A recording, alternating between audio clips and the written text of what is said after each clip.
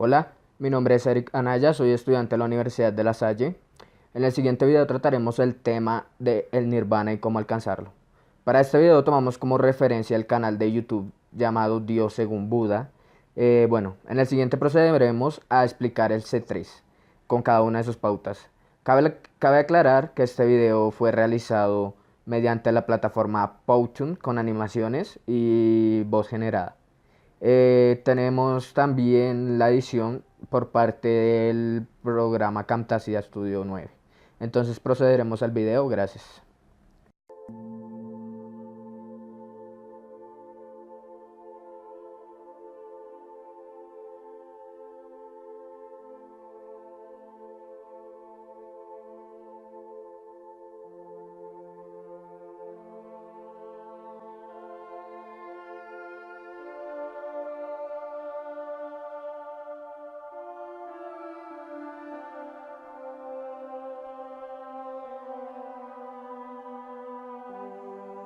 Para las entradas partimos de una de las historias del Tao, la cual trata de un adiestrador de monos, que decide cambiar el modo de darle raciones de comida a estos sin alterar su totalidad. Esto con el fin de adecuarse a ciertas condiciones objetivas aun si no ganaba algo con ello. Exponiendo dos casos, uno en el que se sentían felices y otro donde eran infelices aunque los dos suponían lo mismo, y el número de raciones, no variaba solo el orden. Con esto nos quiere decir que con algunas situaciones te sientes satisfecho, con otras no, pero nunca atiendes al total. Debido a que tu mente no lo logra ver y para lograr verla la meditación es clave, es por eso que cada vez que el ser humano experimenta placer inmediatamente lo abandona porque nunca es consciente de que el dolor viene con él. Solo miramos la superficie, pero no lo que está escondida entre ella. Para el proceso de liberación, se debe tener claro lo que es el nirvana. En el budismo, se define como la liberación definitiva del sufrimiento, de la existencia o de los diferentes estados de reencarnación a lo que todos los seres están sujetos. Estos estados el budismo son llevados hasta las últimas consecuencias, y para esto no se debe ser fragmentario, se debe llevar la mente hasta su totalidad y buscar la dualidad. Entonces esto se entiende no como un objetivo externo, sino como el encuentro con la naturaleza más profunda de uno mismo, que solo necesita ser reconocida. En las salidas se da una situación en la cual entra el papel del cielo y del infierno, y la decisión de tomar un camino dependiendo de la moral, de la unificación de la mente, y sabiendo si se desperdicia la vida o no. Aprendiendo si nuestra vida externa es diferente a la vida interna, para llegar a una conclusión y saber qué se debe mejorar en cuestión de fe y el tipo de vida que se lleva. El criterio se basa en las acciones y, si estas son o no acordes a lo que está en la mente, la moral se ocupa de las acciones humanas. Las verdaderas acciones humanas son aquellas que dimanan de la libre voluntad del hombre. ¿Pero el hombre es verdaderamente libre? Ciertamente sí, inequívocamente, puedo querer una manzana o una pera, o también no querer nada. Los distintos condicionamientos familia, escuela, costumbres en la mayoría de los casos, no quitan la libertad, pero la pueden limitar. Por lo tanto es necesario afirmar que la libertad de base, permanece, y todos tenemos la experiencia, no obstante los condicionamientos, de que podemos obrar según nuestro parecer. Admitiendo, pues, que la verdadera acción humana es aquella que es libre, la moral no mira si nuestra acción es importante o no, si es eficaz o no, si es aplaudida o no. Lo que cuenta para la moral es si la acción que estamos realizando es buena o mala. Decir por tanto que las acciones son morales o inmorales, equivale a decir que las acciones son buenas o malas. Siendo así, el budismo busca que se lleve una dualidad externa que son las acciones que se realizan e interna, que es lo que moralmente se piensa. El plan se basa en buscar la forma de alcanzar la dualidad mediante la fe y la meditación. La vida la vemos en forma dual, nuestra existencia contrastada con la existencia de los otros y del mundo donde estamos.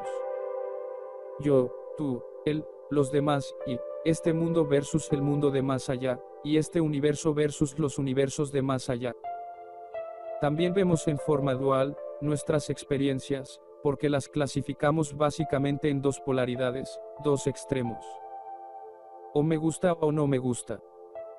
O es placentero o es doloroso, o es alegre o es triste.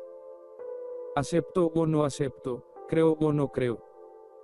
Así, te mueves por la vida, aceptando y rechazando, buscando unas cosas y descartando otras. Universalmente, a lo que todos aspiramos realmente es a la felicidad. Esto sucede porque creemos que carecemos de ella, creencia, que sucede al instante de la aparición del sujeto, del yo separado.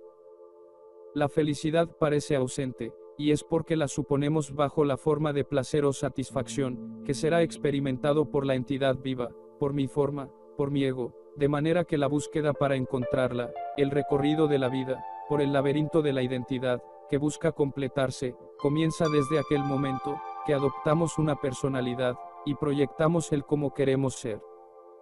O el cómo debe de ser la vida que hay que vivir. El propósito es alcanzar el nirvana, y liberarse del sufrimiento de manera que fluyamos. En base a todo esto establecemos nuestra autoestima, y supeditamos el contento de la vida, que vivimos, de las experiencias que tenemos. Nos movemos dando mucha importancia al cuerpo, la mente, y las emociones, permitiendo que estos nos definan, nos clasifiquen, y por eso sucede el sufrimiento. ¿Por qué? Porque las cosas no suceden siempre como queremos. Entonces rechazamos las situaciones que no nos satisfacen o agradan. Y claro, si buscamos la felicidad en las cosas, y en las situaciones, cuando éstas no llenan nuestros requisitos previos, nos frustramos, y sufrimos. La meta es liberarse del sufrimiento antes de ser interpretada. La vida es no dual. La vida es plena en sí misma. Con la aparición del ego, identidad o yo separado, vienen añadidas las ideas, los deseos de llegar a ser, los deseos de logro, y de satisfacción de estos deseos. En una proyección hacia afuera de mí mismo, establezco idealmente el movimiento del hacer. Asumiendo una carencia, me dirijo a buscar cómo satisfacerla. Esto es básicamente cómo funciona el mecanismo. Podemos quizás hacer una distinción entre los deseos que son necesarios y que nos acercan a la realidad, y aquellos que son innecesarios, y nos alejan de la realidad.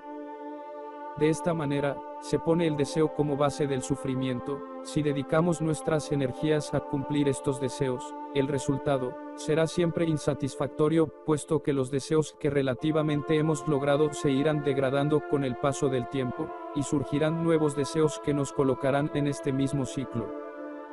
El deseo es un concepto complejo. Existen ciertamente deseos que no podemos, y no deberíamos de suprimir, como tomar agua, comer cuando tenemos hambre, y el budismo nos dirá que otro de ellos es ayudar, y hacer actos de caridad. Podemos quizás hacer una distinción entre los deseos que son necesarios, y que nos acercan a la realidad, y aquellos que son innecesarios, y nos alejan de la realidad. En el budismo se habla de un tipo de deseo como tana, basado en la ignorancia. Esta forma de deseo apegada a la importancia personal, es considerada una de las raíces centrales del sufrimiento. Existe una lógica impecable en esta idea, puesto que nunca podemos satisfacer deseos que no tienen base en la realidad, y por lo tanto si los perseguimos acabaremos sufriendo. Ocurre comúnmente que cuando finalmente conseguimos cumplir un deseo este ya ha perdido el significado que tenía, que fue lo que nos hizo perseguirlo. Así, la servidumbre del deseo es absurda. Cuando el deseo emerge en la mente, un hombre puede decir deseo esto, esta cosa es deseable, si tengo esta cosa seré feliz, si no tengo esta cosa seré infeliz, por eso debo de perseguir el objeto de mi deseo, fervientemente, pero el hombre sabio deberá decir, cuando el deseo surge en la mente, el deseo ha surgido en la mente, esos son todos los hechos que hay, esa es la sustancia, todo lo demás son ilusiones. Buda explica que un hombre generalmente dice odio esto, por lo tanto esto es odioso, debo de cumplir mi odio, debo de indicar de cualquier forma posible, que aborrezco esto, debo de utilizar todo mi antagonismo contra esto. El hombre sabio cuando surge el odio, debe de decir solamente el odio, ha surgido en esta mente, este es el único hecho. Para entender la meta cito este relato. Hay una vieja historia que dice que el Gran Cañón de Colorado, con toda su inmensa majestuosidad, alguna vez fue una pequeña zanja de 30 centímetros. En ese entonces, cualquier hombre podría haber cambiado su curso con un solo pie. Hoy nadie podría acabar con esto, o si es que algo así podría hacerse con ingeniería, requeriría vastos recursos de tiempo y energía de tal forma que sería un despropósito. Es lo mismo con nuestros patrones y el flujo de nuestros impulsos. Si podemos atraparlos en su raíz, si podemos trabajarlos en su inicio, simplificaremos y ordenaremos nuestra vida tremendamente. Se puede tomar como supuesto usado el decir que liberarse del sufrimiento es solo ser feliz, y decir no tener preocupaciones, y como supuesto declarado que debemos cortar de raíz cosas, como el odio, el ego, y tener la claridad de la dualidad, es decir, ser igual tanto interna como externamente, liberarse del sufrimiento unificando la mente, y abandonar toda la elección, y aceptar las cosas.